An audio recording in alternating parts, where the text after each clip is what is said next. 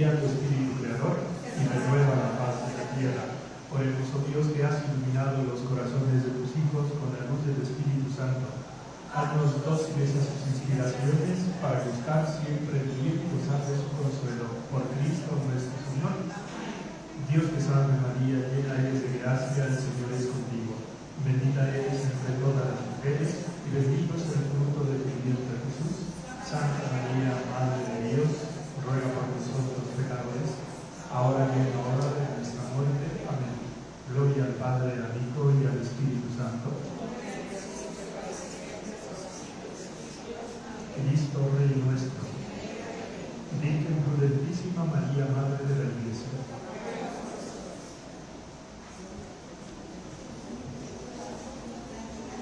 Buenos días a todas, de un modo especial a la cumpleañera que trabajan en modo tan eficaz en casa y fuera de casa, en cuestiones espirituales, organizativas y tecnológicas. Yo le dije que el Señor le conceda doblar la cantidad de años que está cumpliendo. Sería pues una gracia oportuna si el Señor la considera así. Y si no, terminamos cuando el Señor quiere y nos retiramos sencillamente de este mundo, que ya llegarán otros para cumplir y llenar lo que nosotros dejamos. Avanzando en nuestro curso, piensen que ya nada más nos quedan 2 unidades, esta y otra. Así es todo. Vamos a fijarnos en otra cualidad de la personalidad de nuestro Señor. Las últimas que vimos fueron su humildad, su cualidad de trabajador incansable, y hoy vamos a ver su fidelidad, como una especie de resumen de todo lo que significa la vida de nuestro Señor.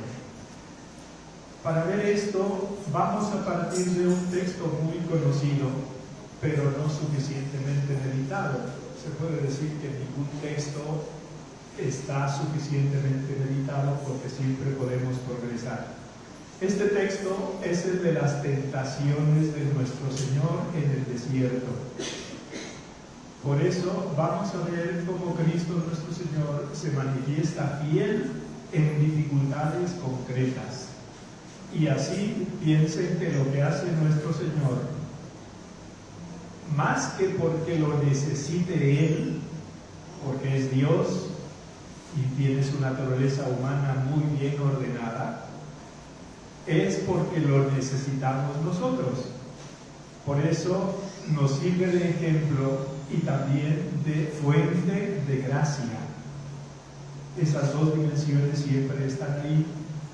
Y hay la tercera dimensión que nos sirve a nosotros también como modelo para proponer a los demás.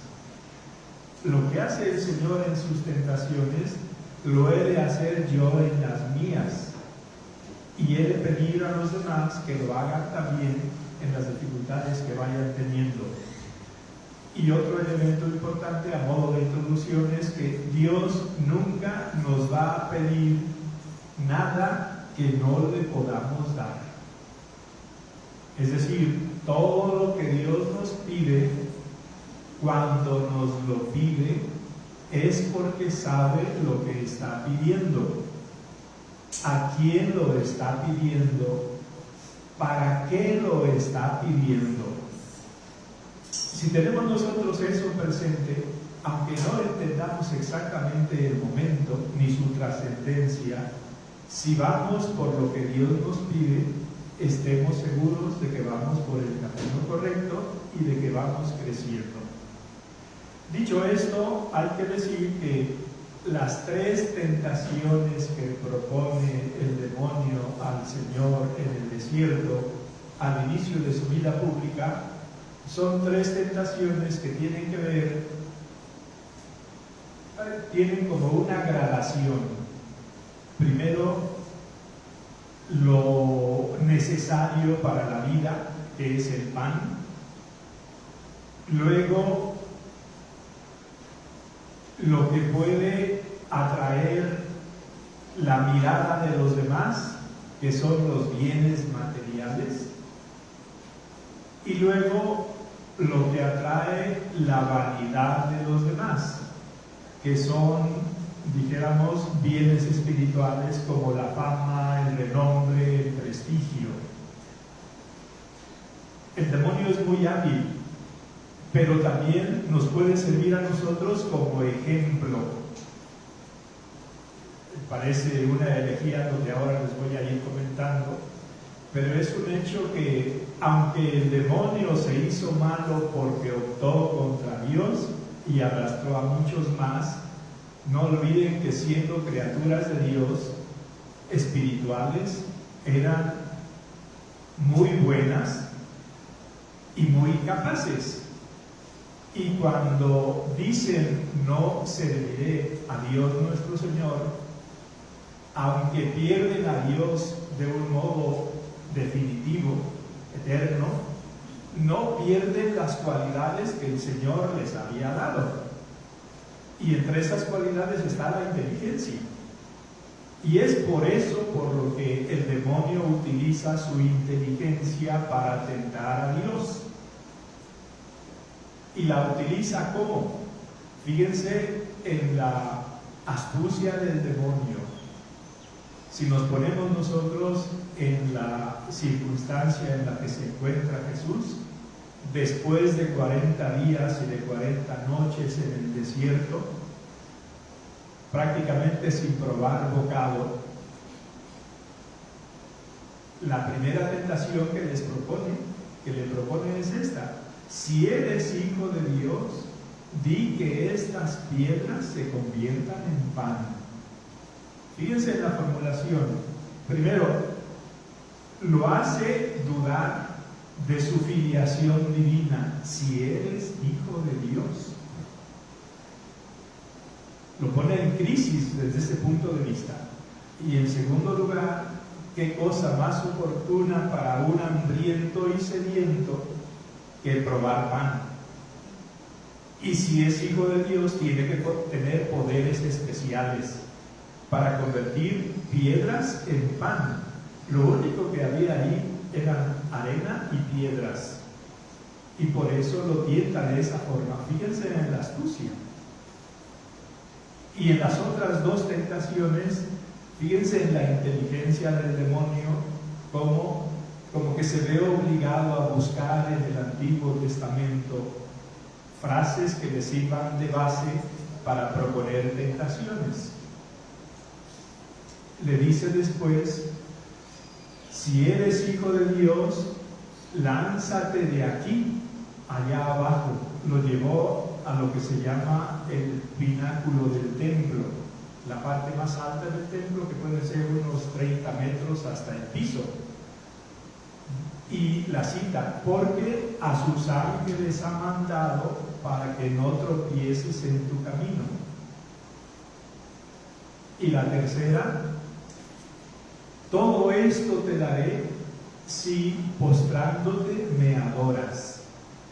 Tres tentaciones muy graduadas, inteligentemente propuestas desde el punto de vista humano. Y vamos a ver cómo se comporta el Señor y cómo debemos también nosotros comportarnos en dificultades que se nos puedan ir presentando. Porque la fidelidad de las personas crece no solo con el tiempo, sino también superando dificultades que se nos van presentando. Y nadie puede decir, haya vivido lo que haya vivido, que ya no va a tener dificultades y tentaciones. La misma vida, de alguna manera, es también una dificultad, porque está requiriendo en cada uno de nosotros que vaya apareciendo lo mejor de nosotros. Y de alguna manera las tentaciones que el Señor permite son para que nosotros le manifestemos nuestro amor y nuestra opción por Él. Y eso es precisamente la fidelidad. Si nos fijamos en un diccionario, la palabra fiel viene de digno de fe. digno de confianza. Eso es lo que significa propiamente fiel. Significa constante en el cumplimiento de determinadas obligaciones. Por eso debe haber un amor fiel entre los esposos. Por eso tiene que haber fidelidad en un contrato entre una empresa y un individuo, entre dos empresas. Por eso tiene que haber fidelidad en la amistad. Es decir, el hombre está, si secunda la acción de Dios en su alma, está capacitado para ser fiel. Y el Espíritu Santo viene, ahora que estamos, dijéramos coyunturalmente tan cerca de Pentecostés, también a darnos a nosotros el don de la fidelidad. Si nos fijamos entonces en lo que significa en las lecciones que el Señor nos quiere transmitir de fidelidad en su vida y en la nuestra, tenemos que ver estas siguientes. ¿Queremos nosotros ser fieles? Fijémonos en cómo fue fiel Jesús. ¿Cómo fue fiel Jesús? Empezó por la oración. De suyo lleva 40 días orando.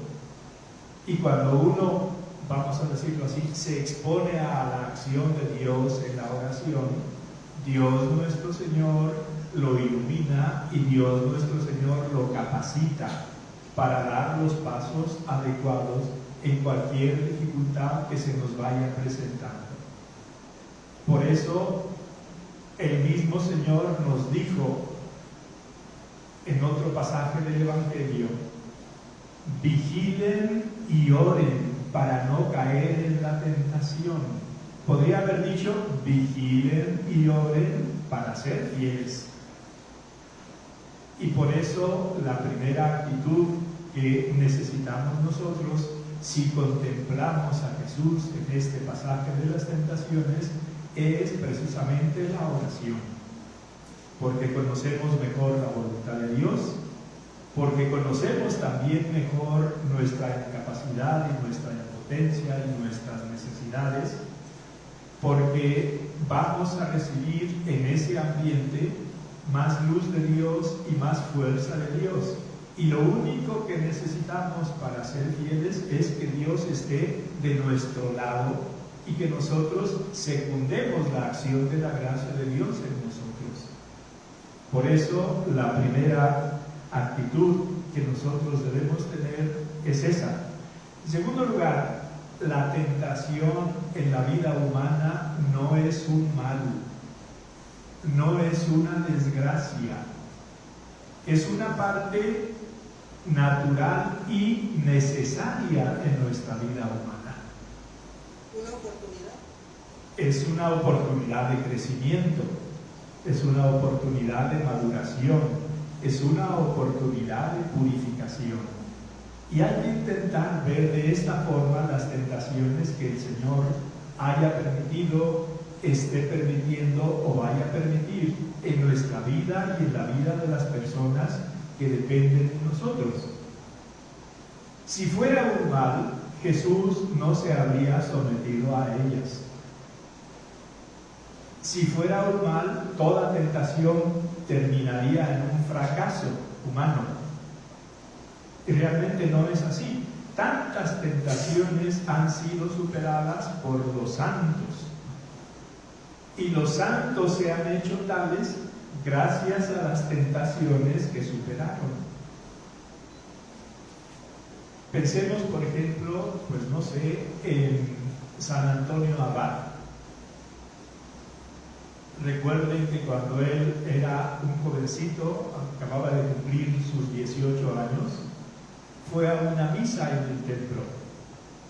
Y el evangelio que se proclamaba en esa ocasión fue el encuentro entre Jesús y el joven rico. Y él escuchó: si quieres llegar hasta el final, Es decir, llegar hasta el final es ser perfecto. Ve, vende cuanto tienes, da el dinero a los pobres y luego vente conmigo. Eso fue lo que él escuchó. Si hubiera dado más importancia a lo que le decía el demonio, se habría quedado donde él estaba antes de ir a misa. ¿Cómo que voy a vender todo lo que tengo? ¿Cómo que voy a dar el dinero a los pobres? ¿Y qué gano yo conseguir a un desconocido al que no conozco? A Jesús. O incluso después de haber tenido el gesto de generosidad que tuvo, de tomar a la letra esa consigna del Señor, punto por punto y verbo por verbo. Si quieres llegar hasta el final, ve, vende lo que tienes. Y tenía muchas posesiones. Y si el joven rico del Evangelio se fue triste porque tenía muchas posesiones a las que les dio más importancia que a la invitación de Dios, San Antonio Abad fue lo opuesto. Hizo caso a lo que el Señor le pedía. Vendió todo lo que tenía. Tenía una hermana menor, guardó una parte de lo que le dio para que los preceptores de ella se encargaran de su educación de un modo desahogado, pero todo el resto lo dio a los pobres. Y luego siguió a Jesús. Y por seguir a Jesús tenemos nosotros la fundación de la vida monástica en Oriente, el nacimiento de la vida religiosa en la Iglesia Católica. Fue gracias a ese sí. Pero libre como era San Antonio antes de ir a esa misa y después de haber vendido lo que había vendido, en algún momento seguramente el demonio le trajo a la mente lo que había hecho, el paso que había dado. Y seguramente en algún momento le habrá hecho dudar de la seguridad y de la certeza del paso que había dado, de la decisión que había tomado. Pero San Antonio se mantuvo fiel en las dificultades que sin duda se le presentaron. Esas mismas dificultades se presentaron, fíjense, por ejemplo, en Santa Teresa de Calcuta. Nosotros pensamos que el hecho de que ella la consideremos una santa, pues ya era un regalo de Dios y que no tuvo ninguna dificultad. Y no es así. Fíjense, yo les puse aquí un texto de ella después de los primeros pasos que había dado en el servicio de los más pobres entre los pobres. Dice así: hoy aprendí una buena lección. La pobreza de los pobres debe ser a menudo tan dura para ellos. Cuando paseaba buscando casa para fundar su primera casa de los pobres en Calcuta, caminé y caminé hasta que me dolían las piernas y los brazos. Pensé que a ellos también les debe doler el cuerpo y el alma cuando buscan un hogar, cuando buscan comida, cuando buscan ayuda. Entonces, aquí viene su naturaleza humana, y era ella, Santa Teresa de Calcuta. Entonces, la tentación se hizo fuerte para ella.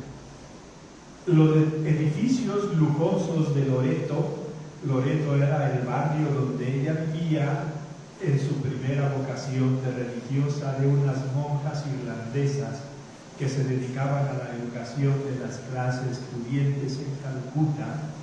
Dice: los edificios lujosos de Loreto vinieron rápidamente a mi mente.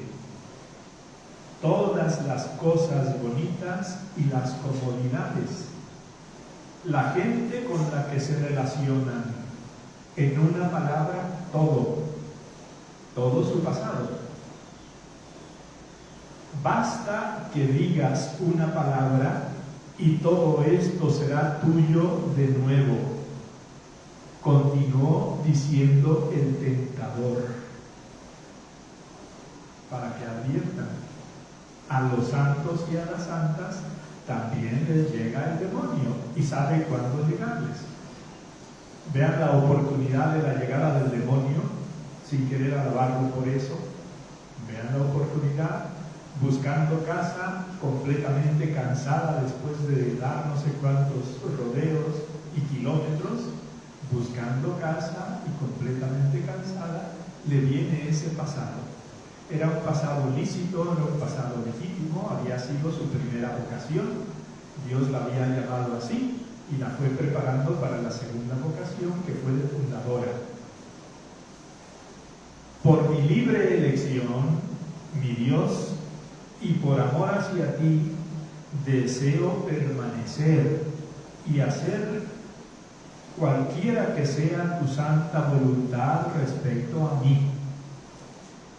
No deje caer una sola lágrima. Incluso si debo sufrir todavía más, aún así quiero hacer tu santa voluntad. Esta es la noche oscura del nacimiento de la congregación. Dios mío, dame valor ahora, en este momento, para perseverar en tu llamada, una santa tentada. Pero para que vean, y sin ponerlo demasiado dramático, pero entenderán que fue una dificultad extraordinaria. Nosotros pensamos que toda la vida de Santa Teresa de Calcuta fue de un sentimiento religioso de fervor y de gusto espiritual y de claridad en todos los pasos que daba. Y no fue así. Estuvo 50 años con oscuridad espiritual, hasta el punto de que dudaba de si hubiera o no cielo, de si hubiera o no Dios, de la realidad de la existencia del infierno durante décadas, y se mantuvo fiel y creció en su fidelidad gracias a esas tentaciones. Por tanto, conclusión muy práctica: si el Padre Celestial no ahorró dificultades ni tentaciones a su Hijo, si no ahorró dificultades y tentaciones a San Antonio de Padua, si no ahorró dificultades y tentaciones duras, largas, persistentes, insidiosas a Santa Teresa de Calcuta durante decenios, ¿quién soy yo para pensar que voy a seguir un camino distinto? La tentación, por tanto, les decía, hay que afrontarla primero desde la oración. Segundo, sepamos que la tentación en sí misma no es un mal, no es una mala suerte, no es una fatalidad, no es un despiste divino, no es un olvido de Dios de lo que soy yo. En este sentido, el demonio es una parte del plan providencial de Dios en nuestras vidas.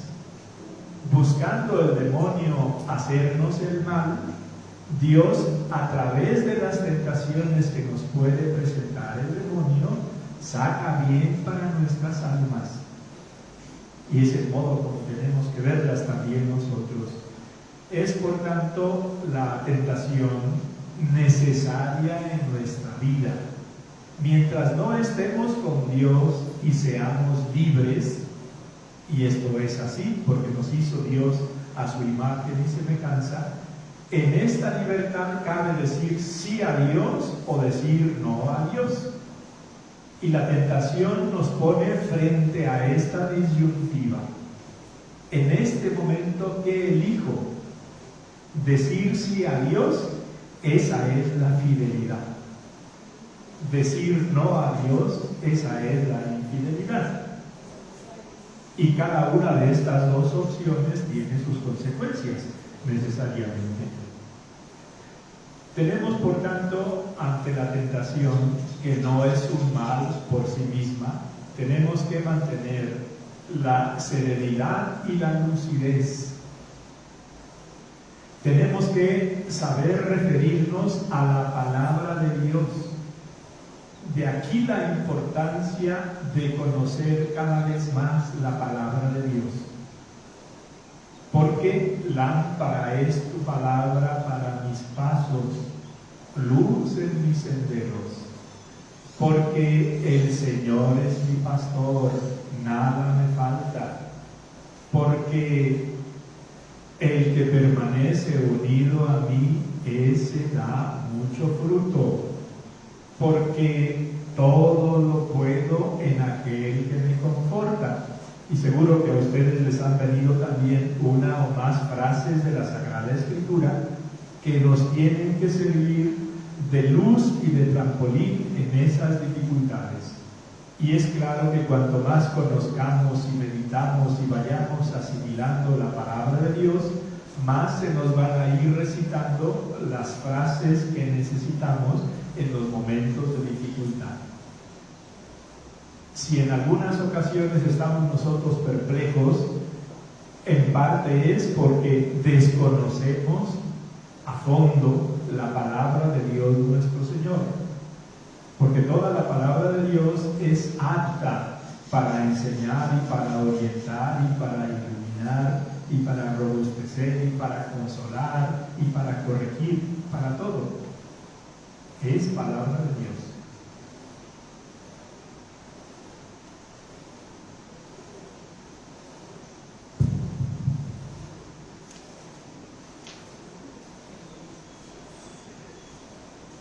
Una reflexión última sobre las actitudes que nos corresponde cuando nos venga a tentar el enemigo, además de lo que les he dicho anteriormente. Hay que estar atentos a la acción del enemigo, a la acción del demonio. ¿Y qué va a buscar el demonio? Quiere, siendo enemigo de Dios, dijéramos, derrotar a Dios en nuestras vidas. Porque cada derrota nuestra no es solo un gol que nos mete a nosotros, es un gol que de alguna manera también le mete a Dios. Por eso lo que tenemos nosotros que hacer es ser conscientes de lo que busca el demonio. ¿Y qué busca? Busca alejarnos de Dios. Lo que Él perdió para siempre, poder disfrutar de Dios en el cielo, quiere que también nosotros lo perdamos. Y en cada ocasión en la que logra hacernos caer, en el fondo nos está alejando de Dios nuestro Señor. Pero buscará también el demonio desalentarnos, mostrándonos la dificultad de la virtud, mostrándonos derrotas pasadas, mostrándonos o sacando a flote temores, prejuicios, complejos, malos momentos o malos periodos que hayamos tenido nosotros en nuestra vida. Hará todo lo que se le ocurra y es un ser espiritual, como les dije, muy inteligente, para que nosotros perdamos a Dios nuestro Señor. Pero también buscará hacernos caer en el activismo. Y el activismo, por simplificar de alguna manera, es Marta y no María. Cuando nosotros caemos en el activismo, con el paso del tiempo nos secamos espiritualmente. Y aunque hagamos cosas buenas, vamos a quejarnos a Dios de lo mal que se están portando quienes están a nuestro alrededor. Vamos a querer corregir a los demás y a Dios mismo. Y aunque es lícita una queja sincera ante Dios por algo que nosotros estemos viendo o sufriendo, Lo más sabio no es quejarnos ante Dios, es, aunque no lo veamos, aceptar lo que Él va permitiendo que ocurra en nuestras vidas y pedirle que no nos suelte de la mano y pedirle que nos siga acompañando, que nos siga fortaleciendo. San Pedro nos dice en su primera carta, para que vean cuál es la actitud del demonio, que ronda como león rugiente buscando a quien devorar. Yo no he estado nunca, bueno, sí, una vez en un zoológico en Buenos Aires, tuve cerca a un león, pero estaba dormido y había una reja entre el león y nosotros. Pero un león hambriento es un león que ronda buscando a quien devorar. Y si lo que encuentra es una cebra apetitosa, se va a ir tras la cebra apetitosa. Si encuentra una hiena, va a irse tras la hiena. Si encuentra un bisonte, lo que encuentre. Entonces, lo que físicamente hace un león en la selva, espiritualmente lo hace el demonio con cada uno de nosotros. Así somos de importantes para el demonio. Y esto lo digo no para infundirles un temor, sino para hacerles ver cómo Dios está más implicado en nuestras vidas que el demonio. Y que Dios es siempre más fuerte que el demonio. Y que basta con que nosotros intentemos con sinceridad unirnos a Dios y pedirle su gracia para saber que ya estamos del lado del triunfo y de la victoria. La actitud, fíjense, la que nos aconseja también San Pedro en este mismo pasaje: resístanle fuertes en la fe. Estamos hablando de fidelidad. Pues para que nosotros podamos superar al demonio, hay que resistirle fuertes en la fe. Hemos terminado la primera parte de la unidad de hoy. ¿Tienen alguna pregunta, algún lamento, alguna objeción? Todo eso junto. Allá hay una mano que se levanta, por favor. Y antes de que me haga la pregunta, necesitamos lectora. ¿Ya está? Por favor, va a ser, encuéntrelo, Lucas 12, 35, 48. 12, 35, 48. Padre, pero ¿todavía no termina? Este apartado ya está terminado. La unidad no. Es que no me queda claro, volviendo a Santa Teresa, Sí, ¿de Calcuta? Sí. Porque hay más Teresas, como usted sabe, sí. Que dudó inclusive de la existencia de Dios o del cielo, del infierno. O sea, yo entiendo, por lo que nos dice, que aunque nuestra inteligencia no tenga los elementos, la gracia de Dios sobrepasa nuestra inteligencia y nos da la capacidad de ser fieles. Pero ¿cómo puedes elegir, porque al final eliges en la libertad, algo en lo que ya no crees? O sea, no es que ya no creyera, es que dudaba. No es lo mismo. Okay. ¿Sí? O sea, no es lo mismo el caso de un ateo que dice, yo no creo en Dios, sin embargo, Sí. porque si acepta la ley, por ejemplo, la ley divina, pues entonces cree en Dios. Sí. O sea, no es el mismo caso de una... No es el mismo caso. No. La duda, aunque sea fuerte y persistente sobre verdades importantes, no es rechazo de esa realidad. La duda es duda.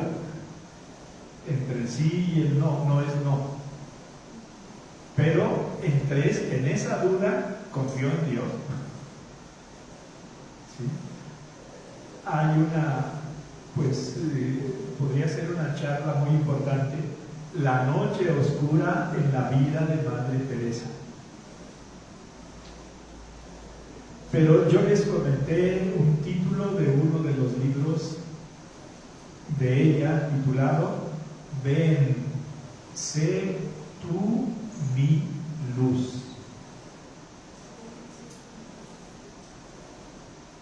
Cuando yo leí el título pensé que era ella que le pedía a Dios que se acercara a su vida y que fuera luz en su vida.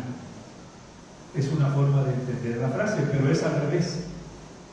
Era Jesús que le pedía a ella que se acercara a él para que ella fuera luz entre los hombres. Ven, sé mi luz. Así se titula el libro este. Había otra mano por allá atrás. Dos más, a ver.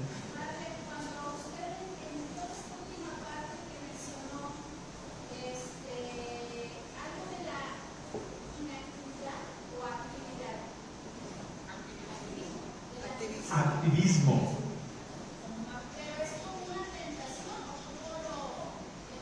Es un error de enfoque, porque nuestra vida es fecunda no por lo que hacemos materialmente, sino por el espíritu que ponemos en lo que hacemos. Y el espíritu, si es auténtico, nos va a hacer subrayar en primer lugar la acción de Dios y luego nuestra acción.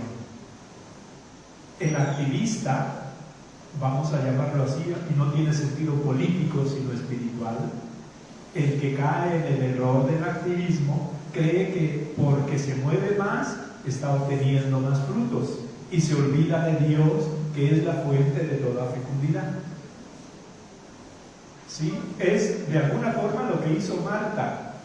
Lo que estaba haciendo Marta era bueno, era preparar una estancia y un menú agradable para la visita del Señor. Pero se olvidó del Señor mismo. En cambio, María lo que hizo fue sentarse a los pies de Jesús y escucharlo. Y cuando Marta va y se queja ante Jesús de la inactividad de su hermana María, le dice el Señor, y es una corrección que nos hace cariñosamente a todos nosotros: Marta, Marta, te andas tú fatigando por muchas cosas, cuando hay una sola necesaria. María eligió la mejor parte. No dice que la tuya sea mala, eligió la mejor y no le será quitada. ¿Sí? Muy bien. Contraparte a esa parte habla del activismo, pero ¿qué pasa cuando llega la tentación y en lugar de que haya un activismo, hay una cero energía que impide por completo hasta conectarte con la oración para pedir esa fuerza de que esté ahí? Entonces, ahí como... Habría que distinguir qué significa cero energía. Si es cero energía física, pues la solución es alimentarse bien. ¿Sí? Si es cero energía espiritual, la solución será también alimentarse espiritualmente bien. Pero todo desde el punto de vista, en el punto de vista y en el mundo espiritual, empieza por la oración. 40 días de 3 años dedicados por el Señor al inicio de su vida pública a la oración. Parece que es un gesto fuerte, ¿no?, para que nosotros intentemos entenderlo y asimilarlo. Pero por más que lo meditamos, no llegamos a asimilarlo del todo. Por eso es bueno que de tiempo en tiempo alguien, a modo de, ¿cómo decir?, de Pepe Grillo, en nuestra conciencia nos vaya recordando esto. ¿Más manos? Bueno, escuchamos entonces, venga. Lucas 12, 35, 48. Manténganse listos, con la ropa bien ajustada y la luz encendida. Pórtense como siervos que esperan a que regrese su señor de un banquete de bodas, para abrirle la puerta tan pronto como él llegue y toque. Dichosos los siervos a quienes su señor encuentre pendientes de su llegada. Créanme, que se ajustará la ropa, hará que los siervos se sienten a la mesa y él mismo se pondrá a servirles. Sí, dichosos aquellos siervos a quienes su Señor encuentre preparados, aunque llegue a la medianoche o de madrugada. Pero entiendan esto, si un dueño de casa supiera a qué hora va a llegar el ladrón, estaría pendiente para no dejarlo forzar la entrada. Asimismo, deben ustedes estar preparados, porque el Hijo del Hombre vendrá cuando menos lo esperen. Señor, le preguntó Pedro, ¿cuentas esta parábola para nosotros o para todos? Respondió el Señor, ¿dónde se halla un mayordomo fiel y prudente, a quien su Señor deja encargado de los siervos, para repartirles la comida a su debido tiempo? Dichoso el siervo cuyo Señor, al regresar, lo encuentra cumpliendo con su deber. Les aseguro que lo pondrá a cargo de todos sus bienes. Pero, ¿qué tal si ese siervo se pone a pensar, mi Señor tarda en volver? Y luego comienza a volver a los criados y a las criadas, y a comer y beber y emborracharse. El Señor de ese siervo volverá el día en que el siervo menos lo espere, y a la hora menos pensada. Entonces lo castigará severamente y le impondrá la condena que reciben los incrédulos. El siervo que conoce la voluntad de su Señor y no se prepara para cumplirla, recibirá muchos golpes. En cambio, el que no la conoce y hace algo que merezca castigo, recibirá pocos golpes. A todo el que se le ha dado mucho, se le exigirá mucho, y al que se le ha confiado mucho, se le pedirá aún más. Palabra de Dios.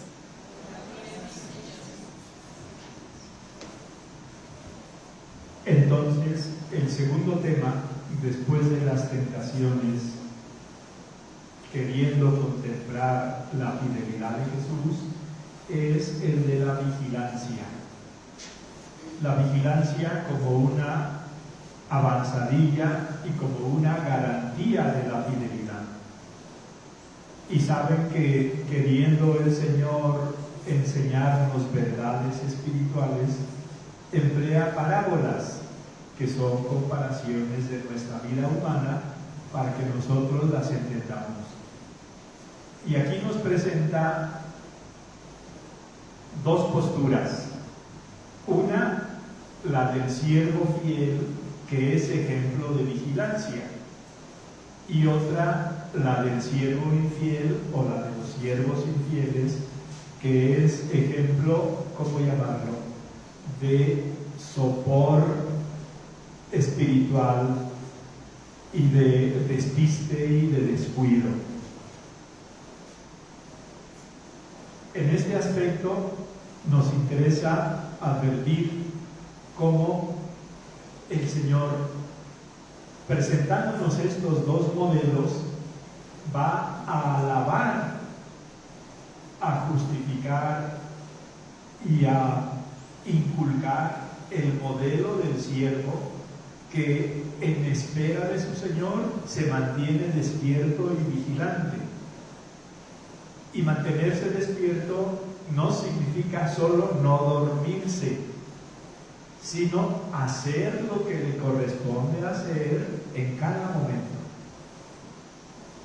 El siervo vigilante tiene responsabilidad respecto a otros compañeros, y por eso el Señor dice que es siervo fiel y prudente, porque reparte a los demás lo que necesitan. Y es fiel y es prudente porque sabe que los bienes que está manejando no son suyos, que hay alguien que se los encomendó, y que ese alguien, sin estar encima de él, vendrá un momento en que llegue y le pida cuentas. Y todo esto tiene un significado, no solo, dijéramos así, sociológico, que es el material, sino es un significado espiritual para cada uno de nosotros. También nosotros hemos recibido de Dios nuestro Señor con la vida y con las cualidades y con las oportunidades que nos ha ido dando y nos está dando unas responsabilidades. Y cada uno de nosotros puede afrontar estas responsabilidades de una manera madura o de una manera inmadura. Lo que el Señor quiere es que lo hagamos de una manera madura, y lo hacemos de una manera madura cuando tenemos presente lo que el Señor nos ha confiado, las personas que están a nuestro alrededor, las posibilidades que nosotros tenemos ante ellas de hacerles el bien y de evitarles el mal, y de mantener esta actitud no solo de tiempo en tiempo, digamos cada día de retiro al mes, sino durante todos los días de nuestra vida. Y sin ponerlo de una manera tan tremenda, de un modo más evangélico, el Señor nos dice: le basta a cada día su afán.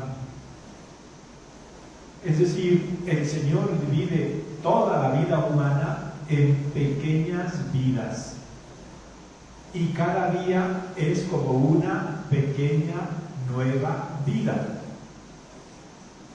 Y si nosotros lo vemos así, tiene varias lecciones. Aunque nosotros nos hayamos portado del peor de los modos en los primeros 35 años de nuestra vida, y son muchos años, pero es posible, piensen en San Agustín.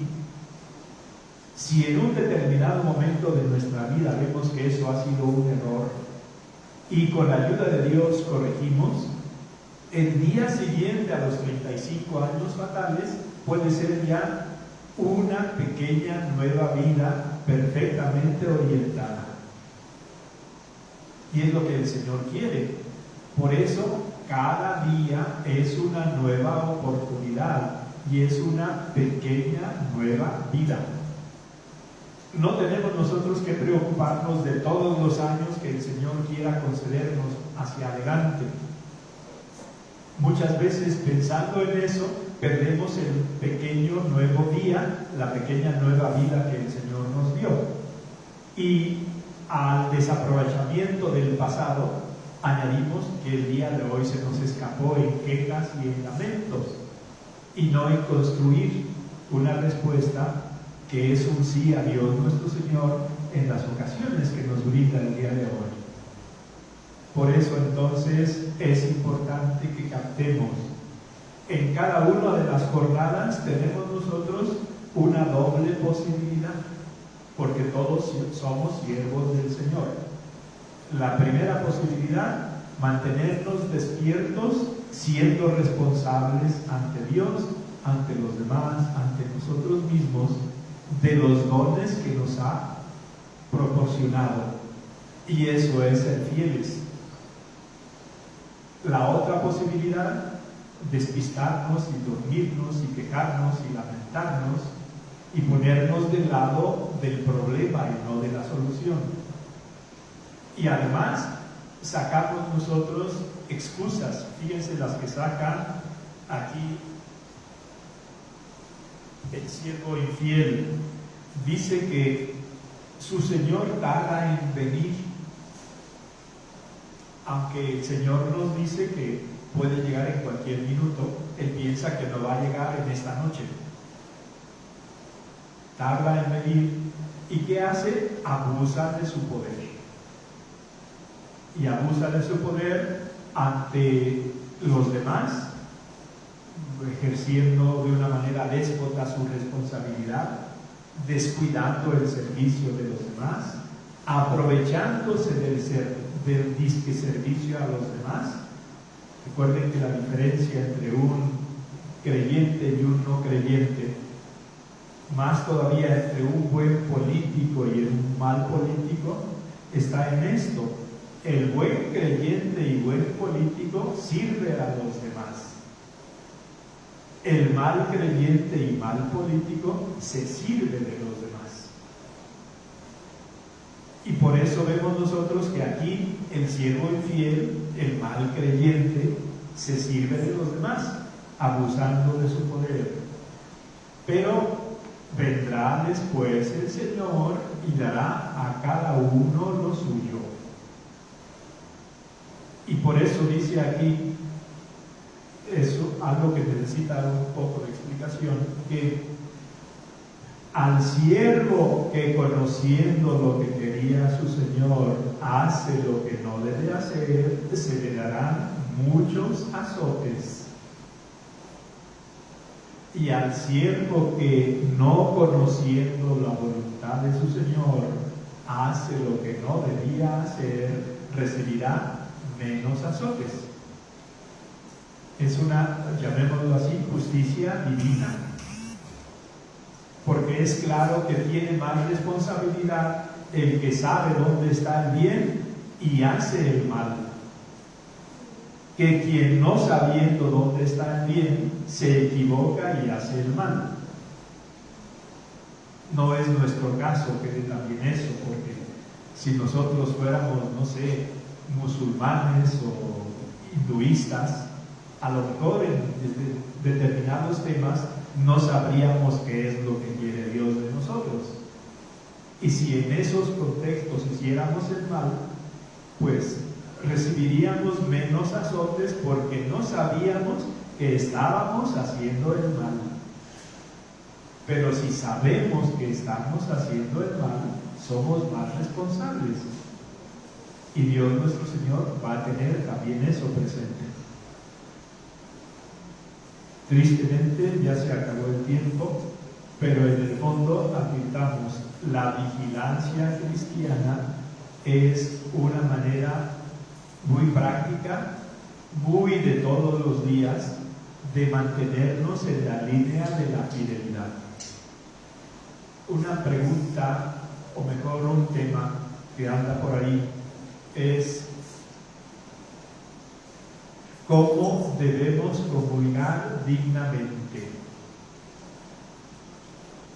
En esto, la Iglesia, madre y maestra, deja que las conferencias episcopales de las diversas naciones decidan lo más adecuado según la nación.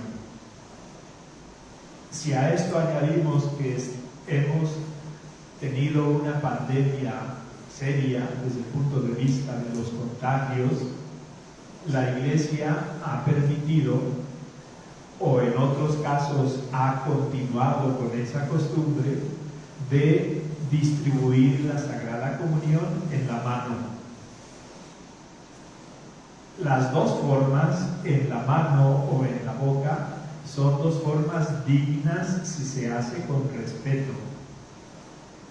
Por eso no debería dividirnos para nada el hecho de que alguien esté recibiendo la Sagrada Comunión en la boca porque lo prefiere así, o el hecho de que otras personas lo puedan recibir en la mano. Tiene más responsabilidad que el fiel, al que yo me he referido, el párroco, que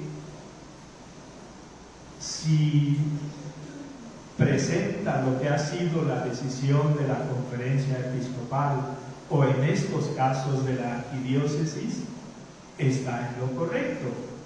Pero si fuera más allá de lo que ha pedido la arquidiócesis o la conferencia episcopal, no estaría en lo correcto.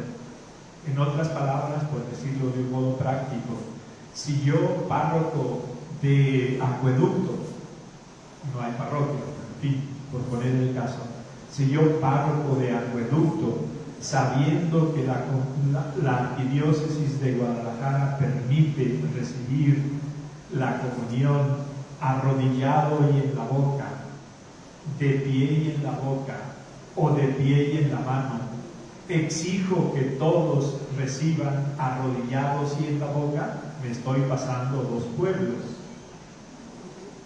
¿Sí? Sean comprensivas.